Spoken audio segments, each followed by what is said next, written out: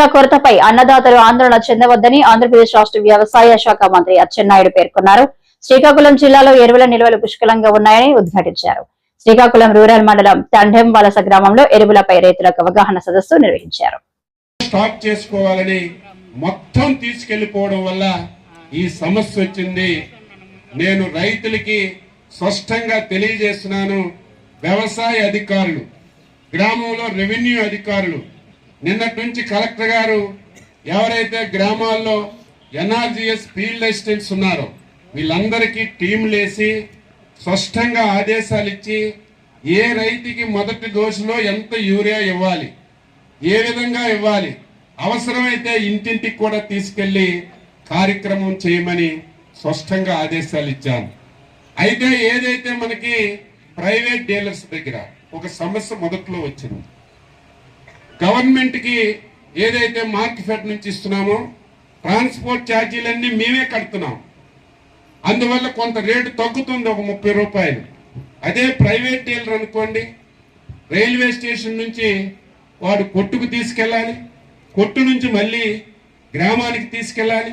దీనివల్ల కొంత ట్రాన్స్పోర్ట్ ఛార్జీలు పడతాయి. అది కూడా లెక్కేశాను.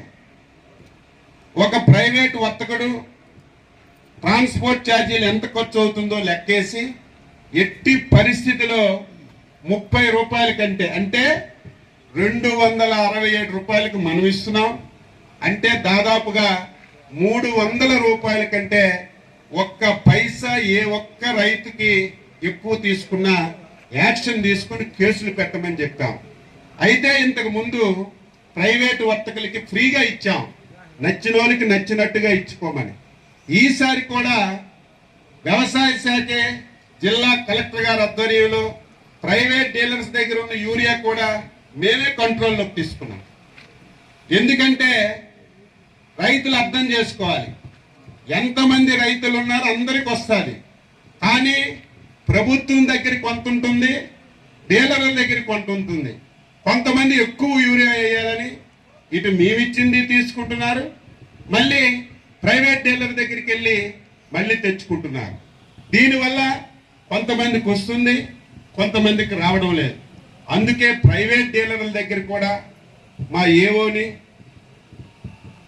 ఒక రెవెన్యూ ఆఫీసర్ని పెట్టి మార్కెట్ నుంచి ఎవరు తీసుకున్నారు, మార్కెట్ నుంచి తీసుకున్న వాళ్ళకి మార్కెట్లో ఇవ్వడం, మార్కెట్లో తీసుకున్న వాళ్ళకి మనం ప్రైవేట్ డీలర్ ద్వారా ఇచ్చి ఆ సమస్యని 2-3 రోజులు 280 రూపాయలు ఇస్తున్నాం. సబ్సిడీ ఎంత తెలుసు అందరూ? ఒక బస్తా యూరియాకి ప్రభుత్వం ఇస్తున్న సబ్సిడీ తెలుసా? 2350 రూపాయలు సబ్సిడీ ఇస్తున్నాం. ఒక బస్తా 45 కేజీల బస్తా మీరు 2800 కొంటే 2280 కొంటే అందులో 2100 రూపాయలు ప్రభుత్వమే గవర్నమెంట్ ద్వారా సబ్సిడీ ఇస్తుంది. అంటే ఎంత సబ్సిడీ చూడండి. కొన్ని దీనివల్ల ఏమైనా ఉపయోగం ఉందంటే దీన్ని శాస్త్రోక్తంగా ఉపయోగించుకుంటే ఉపయోగం. ఇది కూడా మీరందరూ అర్థం చేసుకోవాలి. జిల్లాలో ప్రతి ఒక్కరికి స్పష్టంగా టీంలన్నీ మీ దగ్గరికి వస్తున్నాయి, పాంప్లెట్ ఇస్తున్నాం. జిల్లా కలెక్టర్ గారు ఎవ్రీడే 1 గంట సేపు మీ దగ్గర ఎవరైనా యూరియా సమస్య ఉంటే డైలీ ఎవరి కలెక్టర్లో మీరు ఫోన్ చేయొచ్చు. లేకపోతే 24 గంటలు రౌండ్ ది క్లాక్ కలెక్టరేట్లో ఒక సెల్ పెట్టాం, నెంబర్ కూడా మీకు ఇస్తున్నాం. మీరు చెప్తే మేమేమి పక్కన పడేము. పలానా ఊర్లో పలానా రైతు సమస్య చెప్తే వెంటనే మా అగ్రికల్చర్ ఆఫీసర్ వస్తాడు. నువ్వు కలెక్టర్ ఆఫీస్కి ఫోన్ చేశావు, ఏంటి నీకు ఇబ్బంది, యూరియా ఇచ్చారా లేదా, మొదటి విడత వేసావా లేదా, సెకండ్ విడత ఎప్పుడు వేయాలి, మీకు మళ్ళీ సెకండ్ విడతలో ఎప్పుడు యూరియా వస్తుందని స్పష్టంగా సమాచారం ఇచ్చి చెయ్యాలనే ఆలోచనతోనే ఈ కార్యక్రమం చేస్తున్నాం. దీన్ని రాజకీయ పార్టీలు ఏదో జరిగిపోతుంది, ప్రభుత్వం పూర్తిగా రైతులకు మోసం చేస్తుంది, రైతులకు యూరియా ఇవ్వడం లేదని ఇష్టం వచ్చినట్టు మాట. సిగ్గుండాలి. ఏదో కొత్తగా వచ్చి ఎవరైనా మాట్లాడితే ఒక అర్థం ఉంటుంది. 5 సంవత్సరాలు ఈ రాష్ట్రానికి పరిపాలన చేశారు. 5 సంవత్సరాలు రైతుల గురించి ఆలోచించిన సందర్భాలు ఉన్నాయా? 15 మాసాలు అయింది నేను వచ్చాను. మా ప్రభుత్వం వచ్చింది. వచ్చిన వెంటనే కాలువలన్నీ బాగు చేశాం. సకాలంలో మీకు నీరు ఇచ్చాం. ఇచ్చామా లేదా? గత సంవత్సరం పండే, ఈ సంవత్సరం మళ్ళీ సకాలంలో నీరు ఇచ్చాం. తండే వలస రైతు సేవా కేంద్రం ఉంది. ఓకే, మీ ఊరికి నేను 300 బస్తాలు ఇచ్చాను. 300 బస్తాలు సర్దాలంటే కనీసం చిన్న క్యూ లేకపోతే ఎలాగ సొత్తుంది చెప్పండి? అందరూ వచ్చి మీద పడిపోతే ఎవరికైనా బస్తా అందుతుందా? చీటీలు రాసుకోవడం అవుతుందా? గతంలో తీసుకెళ్లారో లేదో వెరిఫై చేయడం అవుతుందా? ఒక 10 నిమిషాలు క్యూలో ఉంటే దిక్కుమాలి పేపరు టీవీ ఉంది, రైతులు క్యూలో ఉన్నారు, రైతులు ఆందోళన చెందుతున్నారు. వెంటనే పేపర్లో టీవీలు వేసి రైతుల్లో అయోమయం క్రియేట్ చేస్తున్నారు. ఉదాహరణ, మనం ఎక్కడికైనా ఏ కార్యక్రమంకి వెళ్ళినా తప్పదు, కొంత డిసిప్లైన్ ఉండాలి.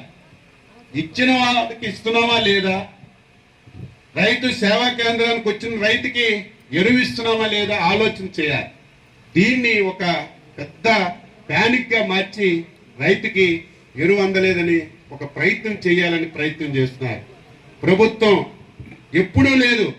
3 రోజుల నుంచి జిల్లా కలెక్టర్లు, ఆర్డీఓలు, వ్యవసాయ శాఖ అధికారులు ప్రతి రైతు సేవా కేంద్రంకి వెళ్తున్నాం. మీకు ఎరువులు కావాలా అడుగుతున్నారు. కానీ ఎంతమంది అడుగుతున్నారు? అడిగిన వాళ్ళు కూడా 2వ డోసుకో 3వ డోసుకు అడుగుతున్నారు. కాబట్టి మొదటి డోసులో ఎక్కడ సమస్య లేదు. మళ్ళీ స్పష్టంగా ఆదేశాలు ఇస్తున్నాం. రానున్నటువంటి 3 రోజుల్లో ఒక 1500 మెట్రిక్ టన్నులు, రానున్నటువంటి వారం రోజుల్లో ఇంకొక 1500 మెట్రిక్ టన్నులు మన జిల్లాకు వస్తాయి. రాష్ట్రానికి ఒక 60,000 మెట్రిక్ టన్నులు మన దగ్గరికి కూడా వస్తాయి. ఇది రైతులందరికీ గమనించాలి. ఇంకొకటి, కొన్ని దగ్గరలో ఈ 3 విడతలకి తీసుకెళ్ళడం ఒక ఎత్తు. కొంతమంది రైతులైతే రేపు రబీ పంట వేస్తాం, అప్పుడు యూరియా దొరుకుతుందో లేదని రబీ పంటకు కూడా తీసుకుంటున్నారు. కొంతమంది మొక్కజొన్న, రేపు ఎల్లుండో మొక్కజొన్న వేస్తాం, మొక్కజొన్నకు మళ్ళీ యూరియా కావాలి కదా, దాన్ని కూడా దాచుకుందామని తీసుకెళ్తున్నారు. దీనివల్ల ప్రస్తుతం రైతుకి సమస్య వస్తుంది. దీన్ని ప్రతి ఒక్కరూ ఆలోచన చేసి అమలు చేయాలని కోరుతున్నాను.